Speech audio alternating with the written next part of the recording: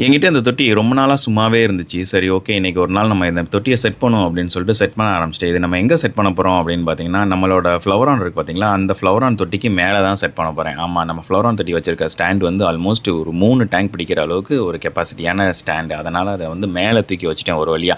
தூக்கி வச்சதுக்கப்புறம் தண்ணி ஊத்திட்டு ஆன்டி குளோரின் ஊத்தாச்சு. ஊத்துனதுக்கப்புறம் நம்ம பழைய தண்ணி கொஞ்சமும் ஊத்தணும். ஊத்துனா தான் வந்து மைக்ரோ ஆர்கானிசம்ஸ் வந்து க்ரோ ஆகறதுக்கு ஹெல்ப்ஃபுல்லா இருக்கும் அந்த பழைய தண்ணி. அதுக்கப்புறம் நான் வந்து சால்ட் போட்டேன். அதுக்கப்புறம் நம்மளோட டேங்குக்கு வந்து லைட் செட் பண்ணணும் இல்லையா, அந்த லைட்டு வந்து நான் வந்து எல்இடி லைட் தான் சூஸ் பண்ணேன். அக்வாரியம் லைட் சூஸ் பண்ணல. ஏன் அப்படின்னு கேட்டிங்கன்னா, இந்த எல்இடி லைட் வந்து காஸ்ட் எஃபெக்டிவாக இருக்குது. ஒரு $5 தான் வருது. இது வந்துட்டு நல்லா பிரைட்டாகவும் இருக்குது, நம்ம செடி வளர்கிறதுக்கும் ஈஸியாக இருக்குது. அதே மாதிரி இந்த லைட்டை வந்து ஒரு லைட்லேருந்து இன்னொரு லைட்டுக்கு வந்து ஈஸியாக நம்ம கனெக்ட் பண்ணுற மாதிரி இருக்கும். அந்த ஒரு ஒயர் இருக்குது பார்த்தீங்களா, அந்த ஒயரை வந்து நீங்கள் கனெக்ட் பண்ணிட்டீங்கன்னா போதும், ஒரு லைட்லேருந்து இன்னொரு லைட்டுக்கு இன்டர் கனெக்டட். அப்போ உங்களுக்கு என்ன ஆகும், உங்களுக்கு ஒரு சுவிட்ச் போட்டிங்கன்னா எல்லா லைட்டும் எரியிற மாதிரி இருக்குது. இந்த மாதிரி டேங்க்கில் என்ன நம்ம போட போகிறோன்னு பார்ப்போம்.